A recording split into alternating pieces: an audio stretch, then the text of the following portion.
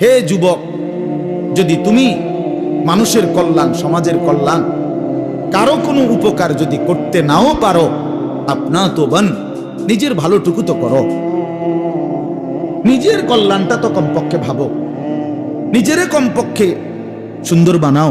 আমি কে? আমি কোত্থেকে আসলাম? আমারে কে বানাইলো? আমি কোত্থেকে আসলাম? কেন বানাইলেন? আমি ফিরে যাব কোথায়? প্রতিনিয়ত দোস্ত বন্ধু আমার, বাপ আমার, যে মানুষগুলো কবরে চলে যায়, তাদেরকে কে নিয়ে যাচ্ছে? কেউ তো নিজের থেকে মরতে চায় না, আত্মীয় স্বজনও তো কারো মৃত্যু চায় না, কিন্তু একজন অদৃশ্য মালিক নিয়ে যাচ্ছে। কেন নিয়ে যায়? কেন নিয়ে যাচ্ছেন? কোথায় নিয়ে যাচ্ছেন? এজন্য প্রিয় বন্ধু, বাপ, এটা আমাদের ভাবা উচিত। তোমারে 18 বছর বয়সেই তোমার আব্বাও তোমারে বলে না, মাও বলে না, সমাজের কেউ ডাকে না।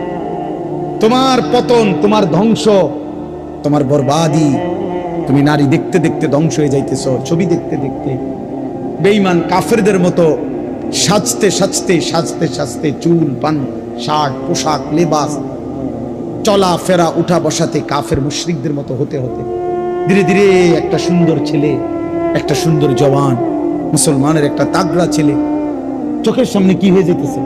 নষ্ট হয়ে যায়। এই সমাজ তাকায় তাকায় দেখতেছে। বুঝছেন চাষা ব্যাপারটা চিন্তা করে দেখেন করতেছে। বিষয়টা কি ভাইয়া? একটা ছেলে বলো বাপ, কেউ তোমারে ডাকে না, কেউ তোমারে ফেরায় না, কেউ তোমার এই অব্যাহত গুনাহ, অশ্লীলতা, বেহায়াপনা থেকে কেউ টানিয়ে ধরতেছে না, ফেরাইতে চাচ্ছে না। মনে হয় যেন চোখের সামনে জাহান্নামের আগুনের দিকে যাচ্ছে, ধাও ধাও আগুনের দিকে, সবাই যেন দেখতেছে, ঠিক আছে আগাও।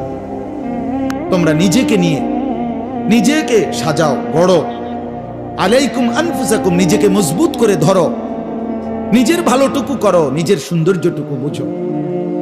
কুরআনুল কারীমে আল্লাহ বলছে, ভাইয়া ওয়ালা তুলকু বিআইদিকুম ইলা তাহলুকা, হে আমার বান্দা, নিজেকে নিজে ধ্বংস করে দিও না, নিজেকে নিজে বরবাদ করে দিও না।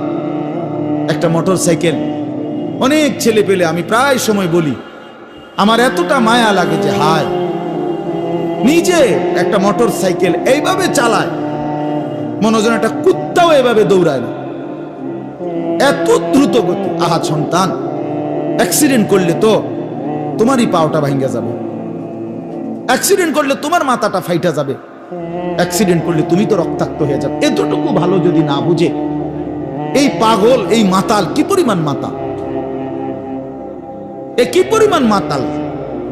খুব জোরে চালাইলে মানুষে দেখবো, মানুষে দেখতে দেখতে তো তুমি গেছো গা, তো কি দেখতো মানুষে? এটা দেখবো কি? তা তুমি দেখবার আগে তো তুমি তো দৌড় দিছো কুত্তার মতো, তো তোমার কি তা চাইতো মানুষ? কি দেখবো এটা? এটা দেখার কি আছে এটাতে?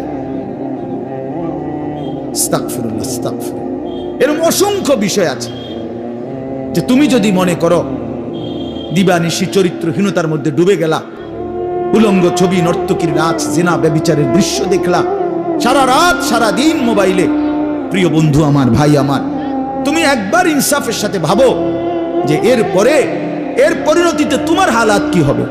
তোমার শরীর, তোমার যৌবন, তোমার যৌন শক্তি, তোমার যৌবনের সক্ষমতা, এটা যখন প্রয়োজনের মুহূর্তে হারায় যাবে, তুমি যখন ফকির হইবা, তুমি যখন ফকির হয়ে যাইবা, একদিন শরীরের সক্ষমতার অভাবে যখন ধুকে ধুকে কাঁদবা, দুনিয়া তো বেইজ্জতি, আখিরাত তো বেইজ্জতি, তো কি হবে সেদিন? কে তোমার খবর নিবে? কে কার খবর নেয়? স্বার্থপর এই দুনিয়ায় কেউ কারো খবর নেয় না দোস্ত, এই স্বার্থপর দুনিয়ায় কেউ খবর নেয় না। তুমি যেদিন মরে যাবা, আমি যেদিন মরে যাব, সেদিনও পৃথিবীতে সূর্য উঠবে, চাঁদ উঠবে, এই গাড়ি চলবে, সিএনজি চলবে, অটো চলবে, দোকানপাট খুলবে, ব্যস্ত মানুষ সব বাজার ব্যবসা ঠিকই চলবে, সব দৌড়াচ্ছে, শুধু আমি নিস্তব্ধ, শুধু আমি থেমে গেলাম। আমার হাত আর নড়ে না, পা আর নড়ে না, আমার আর চোখ খোলে না, আমার আর জিন্দিগির কোন স্পন্দন নাই। এরই নাম দুনিয়া, এরই নাম দুনিয়া। বিকাল বেলা যারা জানাজা পড়ছে, এই স্ত্রী ছেলে কাঁদছে সারাদিন বাপের জন্য, স্বামীর জন্য, এই মানুষগুলোই রাত্র 9টায় আবার পাশের বাড়ির থেকে রান্না করে আনছে, এরাই পেট ভরে ভাত খাইতেছে। এর নাম দুনিয়া, এর নাম দুনিয়া, এর নাম দুনিয়া। এই মানুষগুলো তো একদিন উপাস থাকলো না, আপন সন্তান, আপন স্ত্রী। তাহলে ধোকার এই দুনিয়া কার জন্য সাজাইল? কার জন্য বলেন, বলেন কার জন্য? ইয়ালামুনা যাহিরাম মিনাল হায়াতিদ দুনিয়া ওয়া হুম আনিল আখিরাতি হুম গাফিলুন। আল্লাহ বলে, বান্দা দুনিয়ার জীবন তো খুব বুঝলা, কিন্তু আখিরাতের ব্যাপারে গাফিল হয়ে রইলা। আমার ছেলেরা, তোমরা বলো ভাই, তোমরা যারা খোদার 365 দিনে একটা বছরে কোনোদিন ফজরের নামাজ কোনোদিন পড়ো নাই, তোমার এই পরিণতি, তোমার এই গন্তব্য শেষ কোথায়? তুমি বলো ইনসাফের সাথে। তোমার বিবেককে, প্রিয় বন্ধু, 1 মিনিটের জন্য আমি তোমার বিবেককে বললাম, তুমি বলো সারাদিন যে উলঙ্গ ছবি দেখলা, সারা রাত যে নর্তকীর ছবি দেখলা, এরপরে তোমার গন্তব্য কোথায়? থামবা কোথায়? তুমি কোথায় গিয়ে থামবা? ওই মালিকের সাথে গাদ্দারি করে সুখ মিলে না। খবর নিয়ে দেখো, তুমি না জানলে আমি জানি। জিন্দিগির আজ 21 বছরের এই ওয়াজের জীবনে কত শত মানুষ জীবনের কত দুঃখ বেদনা আমরা তো শুনি না। আমরা কাছে দোয়া চায় না।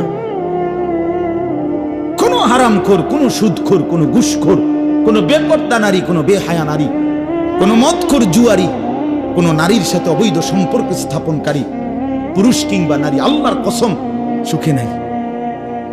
সুখ মিলে না, সুখ মিলে না। নোনা জলে তৃপ্তি হয় না। যে পানি লবণাক্ত, ওই পানি তৃষ্ণা মিটায় না। অতএব গুনাহ তৃষ্ণা মিটায় না। গুনাহ কাউকে তৃপ্তি দিতে পারে না। আল্লাহর নাফরমানি কাউকে সুখ দিতে পারে না বন্ধু। আল্লাহ কোরআনে বলছে, ওয়াদারু যাহিরাল ইসমি ওয়া বাতিনা। আমার বান্দা, প্রকাশ্য গুনাহ ছেড়ে দাও, গোপন গুনাহ ছেড়ে দাও। আল্লাহ বলছে, ওয়ালা তাকরাবুল ফাওয়াহিশা মা যাহারা মিনহা ওয়া মা বাতান। আল্লাহ বলছে, বান্দা প্রকাশ্যে কিংবা গোপনে কোনো অশ্লীলতা, বেহায়াপনা, অসভ্যতার কাছেও যেও না। আল্লাহ বলছে, ওয়ালা তাকরাবুজ জিনা। জিনা, ব্যভিচারের কাছে, নারীর সাথে অবৈধ কোন রকম সম্পর্কে যেও না বান্দা। ইন্নাহু কানা ফাহিশা, এটা বড় বেশি অশ্লীলতা। ওয়াসাআ সাবিলা, এটা বড় মন্দ পথ। হায় যুবক, ভুল করে না। ওই নারীর ফাঁদে একদিন তোমার এসে জাহান্নামে পৌঁছায় দিবে, একদিন তোমারে কবরে পৌঁছায় দিবে। সে তোমারে সুখ দিবে না। চরিত্রহীন নারী সুখী হয় না। যার নিজের সুখ নাই, তে তোমারে কি সুখ দিবে? যুবক ছেলে, তোমাদেরকে বলি, আমাকেও বলি, আমরা সবাই মিলে আল্লাহর দিকে ফেরা দরকার। কার দিকে? একটা ছেলে হইলেও মাইন ভাইয়া নষ্ট করে দিও। এই ভাই, প্রিয় কিশোর, মনে রাখো, নিজের ভালো কুত্তাও বোঝে। একটা কুকুররে যদি কেউ লাঠি আলগি দেয়, এই কুত্তাটা ওটা বোঝে যে এটা দিয়ে আমার যদি বাড়ি দেয় আমার ক্ষতি হবে, এই জন্য কুত্তায় দৌড় মারে। ঠিক না? তাহলে নিজের, কমপক্ষে নিজের ভালো, নিজের সেফ, এটা কুত্তাও বোঝে, এটা জানোয়ারও বোঝে। তো তুমি বোঝো না ভাইয়া? তুমি একদূরও বোঝো না? তোমার এই রাত দিন নারী দেখা, ছবি দেখা, উলঙ্গ দৃশ্য দেখা তোমার এই জাহান্নামের আগুনে পোড়াবে, একদূরও বুঝলা না? তোমার এই লাগাতার নামাজ না পড়া এই জীবন যে তোমার শেষ পর্যন্ত জাহান্নামে নিবে, একদূরও বুঝলা না? হায় হায় হায়, নিজের ভালোটাই তো কমপক্ষে বুঝলা না। কেমনে বললে বুঝবা? আমি তো আমার সবটুকু চেষ্টা করি, আমার জিন্দিগির ফিকির এটা, মিশন। কিশোর যুবক ছেলে বদলাবে, ওরা দিনদার হবে, ওরা সেজদা দিবে আল্লাহকে। এক যুবক যখন সেজদা দেয়, আল্লাহ তাআলার আরশ নড়ে ওঠে। আল্লাহ তাআলা আরশ আজিম থেকে বলে, যুবক আমার সেজদা দিলি, যা, আমি ওয়াদা দিলাম তোরে এই আরশের নিচে ছায়া দেব। তুই আসবি যুবক হাসরের ময়দানে, আমি তোরে আরশের নিচে ছায়া দেব। শাবুন নাশাআ ফি ইবাদাতিল্লাহ। নবীজি বলেন, যে যুবক তার যৌবন কালটা আল্লাহর ইবাদতে বেড়ে উঠছে, আল্লাহ রাসূল সাল্লাল্লাহু আলাইহি ওয়াসাল্লাম বলেন, আল্লাহ তাআলা তাকে আরশের নিচে ছায়া দেন। ইউযিল্লুহুমুল্লাহু ফি যিল্লিহি, আল্লাহ নিজের আরশের ছায়ায় ছায়া দেন। সুবহানাল্লাহ। এজন্য যুবকের সিজদা বড় দামি সিজদা, নওজোয়ানের সিজদা বড় দামি সিজদা। এজন্য তোমরা হিম্মত করো। ওই ছেলেটাকে বলো ভাই, ওই ছেলেটাকে, ওই অসভ্য ছেলেটাকে বলো মোবাইল বন্ধ করতে। বেটা তুমি এতে উঠে যাও বেটা, এই বেটা অপদার্থ কোথাকার বেটা। চিন্তা করছেন না? ওরে দুইবার বললাম। আর এইটাই জীবন। কিছু ছেলে পেলের জীবনে এমনই, এরা এত শক্ত হয়। এরা কত হলো, হুজুর তোর আব্বাও যদি কয় আমি লড়তাম না, আমি যেমনি আছি। হ্যাঁ, এটা সাংঘাতিক, জানেন না? কিছু ছেলে পেলে এমন শক্ত হয়ে যায়, কলিজা পাথর হয়ে যায়। হের কত হইলো, যা বেটা তোর বেটা এতে কত ভালো হুজুর কইছে বেটা, এতে আরো কত মোড়া তাজা হুজুর দেখছি, আমার লড়াইতে আসছে না। 1.5 বিঘা হুজুর আইছে, আমার মতো বাটফারের লড়াই। আস্তাগফিরুল্লাহ, আস্তাগফিরুল্লাহ। রাগ হইও না বাপ, আমি বললাম আমি ফেরাইতে চাই, এই জন্য আমি একটু শক্ত। নাহলে আমি তো আর এমন না যে কাজে লাগছি আইয়া, এই কারণে সেটাই কতক্ষণ দমকাই ফেললাম। এ তো ঝগড়ার জন্য না। আমার এই মাকসাদই হলো, তুমি কেন সেজদা করবে, নামাজ কেন পড়তে? কমপক্ষে এটা তো বোঝা উচিত যে আমি আল্লাহর সাথে আমার রাগ কিসের। এটা তো কোনো যুক্তিতে ভাই একেবারে সামান্য বিবেকে যদি থাকে, আল্লাহর সাথে রাগ করব কেন? তিনি আমার সব কিছু দিছেন, ঠিক না? আল্লাহ আমার সমস্ত প্রয়োজন পূরণ করতেছেন, যে আমারে সব দিল, এবং আমি ডাকলেও দেয় না ডাকলেও দেয়, এমন মালিক আমি পাবো কোথায়? মা গাররাকা বিরাব্বিকাল কারীম। আল্লাহ বলে, বান্দা বলো না এমন মেহেরবান মাওলা, আমার মতো দয়ালু রব থেকে কে তোমারে ধোঁকা দিল? এমন মালিক কই পাবা বান্দা, এমন মুনিব কই পাইবা, কই পাইবা? হাদিসে আছে নবীজি সাল্লাল্লাহু আলাইহি সাল্লামকে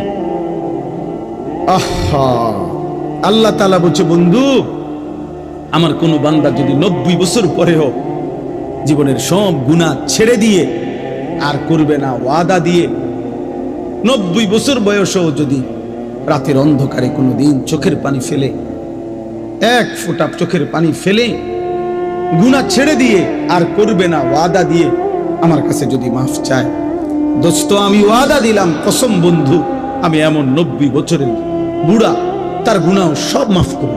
এজন্য প্রত্যেকে ইনশাআল্লাহ, আপনারা আসলে আমি মহব্বত করেই বললাম, কেন রাত এত হইছে, এরপরও খোলা আকাশের নিচে আপনারা মজা খুব সুন্দর করে মনোযোগ দিয়ে সবাই বসছেন। চলেন মনোযোগ দিয়ে, যেহেতু বসছেনই মনোযোগ দিয়ে শুনতেছেন। একজন বক্তার ওয়াজ শুনছেন, ভাল লাগছে এটা না, প্রিয় ভাই একদিন আমিও থাকবেন না, আপনিও থাকবেন। এই দেখতে দেখতে আমার ওই ছেলেরা যারা আমার ওয়াজ রেকর্ডিং করে, এই ছেলেগুলো অনেকগুলো আছে যেগুলো নিয়মিত আমার সাথে থাকে, চলে আর সব জায়গায় যায়। ওরা বলতেছে যে এখন যে হুজুর আমরা তো আর আপনার সাথে হজে চলে যাব, আমি দেখা হবে না, আমরা একটু সময় দিয়ে। তা আমার এটা খুব মনে পড়লো যে হায় যদি আর দেখা না হয়,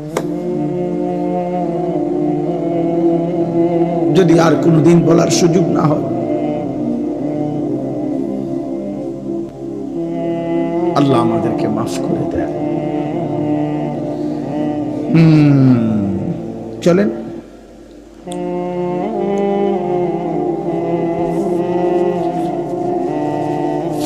এজন্য যুবক ছেলেরা বলো ইনশাআল্লাহ, হিম্মত করো যে নামাজ পড়বানি ভাই ইনশাআল্লাহ। ছেলেরা বলো, ছেলেরা তোমরা বলো ভাই, বলো ইনশাআল্লাহ।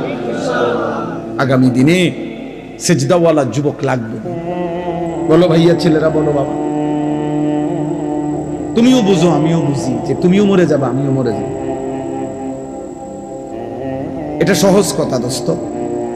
তোমারও শেষ আছে আমারও শেষ আছে, আসলেও মরে যাবে, কাঁদলেও মরে যাবে, এটা সবাই আমরা বুঝি। আমরা যে আল্লাহ তাআলার কাছে ফিরবো এই ব্যাপারে সবাই আমরা বুঝি। তো কাজে আমরা যেহেতু এই সাইড প্রত্যেকেই বুঝতে চেষ্টা করি, আমার একটা নিজস্ব দুনিয়ার চিন্তা চেতনা আছে, আমি পড়ালেখা করব, চাকরি করব, ব্যবসা করব, বিদেশ যাব, যেটাই হোক একভাবে না একভাবে আমরা নিজেকে নিজে নিয়ে ভাবি কেমনে আমার দুনিয়া চালানো যায়, কেমনে আমার জীবন গড়া যায়। তাহলে একজন বিবেক হিসাবে, বুদ্ধিমান হিসাবে, যেহেতু দুনিয়া আমারই অংশ, তো আখেরাত তো আমারই অংশ, তো উচিত দুইটা একসাথ করে, দুইটা একসাথ করলেই তো ভালো। এটা তো একটা সহজ কথা, সহজ কথা। আমি আজকে প্রায় আমি হজে যাব, আমার বুধবার দিন ফ্লাইট ইনশাআল্লাহ। তাইলে আমি আজকে প্রায় বাসার জন্য কোরবানির বাজার সাজার প্রায় 20-30 হাজার টাকার বাজার করছি। তো বাজারও করলাম, তো আমি আবার মাহফিলও আইসা আসরের নামাজের পরে আমার ব্রাহ্মণবাড়িয়া শহরে বয়ান ছিল, সেখানেও আইসা আমি আসরের জামাত ধরছি, জামাত পড়ে আবার বয়ানও করছি। এটাও আমার কাজ, সংসারের বাজার করে দেওয়া, ওইটাও আমার কাজ। আমি ওই হিসাব করে উঠছি যে হিসাব করলে আমি বাজারও শেষ করতে পারবো, আবার কুমিল্লা ক্যান্টনমেন্ট থেকে গিয়া ব্রাহ্মণবাড়িয়া আসরের নামাজ ধরতে পারবো। আমার কাজ এটা। আমি এখানে আসতে হবে, আমার তাড়াহুড়া। আমি ছিলাম সেই বেড়তলা ব্রাহ্মণবাড়িয়া বিশ্ব রোডের কাছে, বাংলাদেশের শ্রেষ্ঠ আলেমে দ্বীন ওয়াইজ আল্লামা জুবায়ের আহমদ আনসারী রাহমাতুল্লাহ আলাইহি হুজুরের মাদ্রাসায় বয়ান করছি, মাগরিবের পর জামিয়া রহমানিয়া হুজুরের মাদ্রাসা। তাইলে ওইখানে আমি এখন, এখানেও আমার আসা দরকার। ওইখানে আমি এশার নামাজ ইতমিনানের সাথে জামাত পড়ে সুন্নত বিতির পড়েই এরপরে আসছি। এখন এখানে আমার দেরি হইব কিছুটা, আমি বুঝছি, কিন্তু আমার জামাত পড়তে হবে কিনা কথা বলেন না, এটা আমার জিম্মাদারি, যেটা আমাকে করতেই হবে। আমি এটা ছাড়বো কেন? এটা ছাড়বো কেন? নাই তো 2 জন মানুষ কম হবে, 5 জন শুনবে, অসুবিধা কি? মানুষ চলে গেছে, তো চলে গেলে আমার সমস্যা কি? কথা বোঝেন নাই আমার কথা? তাই বিষয়টা হইল, একজন সহজ কথা হইল, একজন বুদ্ধিমান হিসাবে একেবারে আদনা বিবেক থাকলেও যে কেউ আমাদের বোঝা উচিত যে দুনিয়াও আমার, আখিরাতও আমার। বাজারও করো, ব্যবসাও করো, আল্লাহকে সেজদাও করো, নামাজও পড়ো। এই জন্য বাপ ছেলেদেরকেও বলি, বাবা দিন শিখতে হয় ভাইয়া। তোমরা অনেক ছেলে আসো যারা মা বাবাও গাফেল, তোমরা নিজেরাও গাফেল। তোমরা ইসলামকে একটা খামখেয়ালি মামুলি বিষয় মনে করো, মন মতো নামাজ পড়ো। অনেক ছেলে আছে তোমরা ফরজ গোসল কেমনে করে জানো না, অথচ তোমাদের বীর্যপাত হয়। কিন্তু তোমরা ফরজ গোসল শরীয়তে নির্ধারিত পদ্ধতি আছে, শুধু পানিতে ডুবাইলেই গোসল ফরজ আদায় হয় না। শরীয়তে নির্ধারিত নিয়ম আছে, ওই নিয়মে যদি কেউ ফরজ গোসল না করে, সে 100 সে নাপাক, অপবিত্র। এবার সে যদি কাবা শরীফের ছাদে দাঁড়াইও নামাজ পড়ে, আল্লাহর কসম তার নামাজ কবুল হবে না, তার জুমার নামাজও হবে না, তার জানাজার নামাজও হবে না, কিছু হবে। তাহলে দিন শিখতে হবে, ইসলাম শিখার জন্য, দিন শিখার জন্য জরুরি, এটা জরুরি। এটা বলে কিছু লোক মাদ্রাসায় পড়ে, ওনাকে ভাল লাগছে, ওনারা মাদ্রাসায় পড়ে, ওনারকে ভাল লাগছে, ওনারা স্কুলে পড়ে, ওনারকে ভাল লাগছে, ওনারা কিন্ডারগার্টেনে পড়ে, যে জেনে ভাল লাগে পড়বো না। এটা মস্কারি না, কোরআন কোনো মস্কারি না। যে যার যেটা ভাল লাগে, যার মন চায় কোরআন শরীফ পড়ুক, যার মন চায় বাংলা পড়ুক, যার মন চায় ইংরেজি পড়ুক, না না, এটা এরকম একটা বিষয় না। এটা আমার ইবাদত। কোরআন শরীফ পড়া এটা শুধু একটা পড়া না দোস্ত, এটা একটা ইবাদত। কোরআনুল করিম তেলাওয়াত করা একটা কি, বাংলা রিডিং পড়া ইবাদত, অঙ্ক করা ইবাদত। তাই এটার সাথে এটার মিল আছে কি? এই জন্য নীরবে আলহামদুলিল্লাহ অনেক সুন্দরভাবে বসছেন সবাই, বাবারাও বসছেন, ছেলেরা তোমরাও বসছো। বাপ বুঝতে শিখো, দিন শেখা দরকার। আখেরাত আমি বুঝি নাই বললেই আখেরাত নাই এমন না ভাইয়া, আমি খেয়াল করি নাই বললেই আখেরাত হবে না, বিষয়টা এমন না। তুমি হয়তো ভাবতেই পারো যাই বুঝি নাই হুজুর, আমরা স্কুলে পড়ছি, এত কিছু কি আর আমরা জানি? দোস্ত, এই সমস্ত এই সামান্য কথায় আখেরাত টিকবে না। অনেক চাচারা আছেন, আপনারাও বলেন হুজুর আমরা গ্রামের মানুষ, মূর্খ সুরক্ষ মানুষ, আমরা এত কিছু টোয়াইলি কি আর হইব, আমরা কি আর পারব? এই সমস্ত কথা বললে খোদার কসম বাবা আখেরাত টিকবে না। হাসরের ময়দান ফাজলামির জায়গা না, আপনার মস্কারি না, এটা সাদওয়ান না। আপনি গপ মারবেন বইয়া বইয়া, ফালতু কথা বলবেন, মস্কারি করবেন, জি না। 60 বছরেও যে মুসলমান হয়েও নিজের নামাজ সুন্দর করে নাই, 10টা সূরা শুদ্ধ করতে পারে নাই, ওই জিন্দেগি বদনসিব, দুর্ভাগা জীবন। ওই চাচাও বদনসিব, ওই দাদাও বদনসিব, বেটা দুর্ভাগা মানুষ। এটা জীবনটারে বাদ কতগুলো পান সুপারি বন বিড়ি চা বিস্কুটের মধ্যে শেষ করে দিছে, তামাশা করছে, জিন্দেগিকে তামাশা করছে। মনে করছে মোল্লা মুন্সিরা এরকম কত কথায় কয়, মারতো না চাই না, মারতেন না, আমনো মারতেন না, অসুবিধা নেই। হ্যাঁ, আপনি বাতে তো খান, আমরা বাতে খাই, আমরা তার শুধু বন খাই না, ভাত খাই, এই দুনিয়া পার হইতেছে। আখিরাতে দেখবেন এই মস্কারির পরিণতি কি।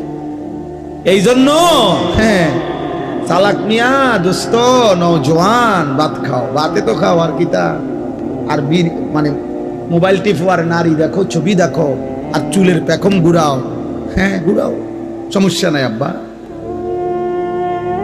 দেখবা তোমার চাইতেও বড় শক্তিধর এই পৃথিবী থেকে হারায় গেছে, তোমার চাইতেও বড় ক্ষমতাধর এই পৃথিবী থেকে হারায় গেছে। তুমি কেডা? এ দেখতে দেখতে নাই, দেখতে দেখতে যৌবন ফুরায় যাবে, দেখতে দেখতে এই শক্তি সামর্থ্য ফুরিয়ে যাবে, ফুরায় যাবে। আশ-শাবাবু বাইনা দু'ফাইন, এক বড় বুজুর্গ বলছে, যুবক তুমি মনে রেখো, তুমি দুই দুর্বলতার মাঝখানে আছো। তোমার শিশুকাল দুর্বল, তোমার বৃদ্ধকাল দুর্বল, দুই দুর্বলতার মাঝখানে অল্প কিছু সময় তুমি শক্তি নিয়ে আসো, সেই শক্তির সময়টাই হচ্ছে যৌবনকাল। যদি কিছু করতে হয় শক্তির টাইমেই করো, নিজেকে গড়লে শক্তি থাকতেই গড়ো, নিজের আখিরাত সাজাইলে শক্তি থাকতেই সাজাও। হয় তুমি পিছনের দিকে শিশুকালে আর যাইতে পারবা না, আর বৃদ্ধকালে পৌঁছে গেলে দুর্বল হয়ে যায়, তখনও আর পারবে, অথবা কবরে চলে যাবে। এই জন্য 17 বছরের, 18 বছরের, 20 বছরের ছেলে তোমাদেরকে বলি, বাপ এত অল্প বয়সে যদি আল্লাহ পাকের এত বড় নাফরমান হও, মাত্র 18 বছর বয়সেও যদি তুমি আল্লাহকে এইভাবে না চিনো, 18 বছর 20 বছর বয়সেই যদি তুমি একটা সেজদা দিতে মন না চায়, আরে জানোয়ার তুই 60 বছর পর্যন্ত যাইতে যাইতে তোর অবস্থা কি হবে? বেঈমান, এই বেঈমান, এই নিকৃষ্ট, তোর হালাত কি হবে? তুই 18 বছর বয়স না হইতে যদি আল্লাহর এত বড় দুশ্মন হস, তোর বাকি হালাত।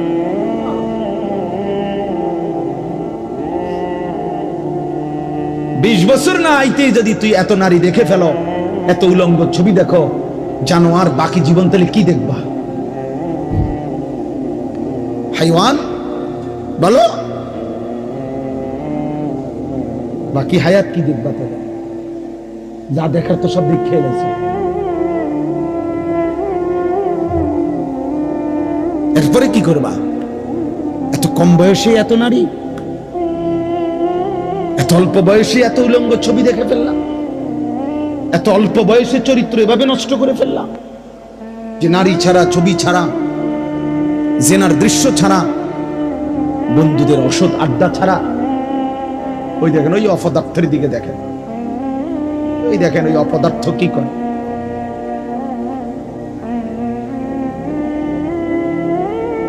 এই জন্য বললাম ভাই, ভাবতে শেখো বাবা, বাকি হায়াত কি করবে, বাকি হায়াত কেমনে চলবে? তাইলে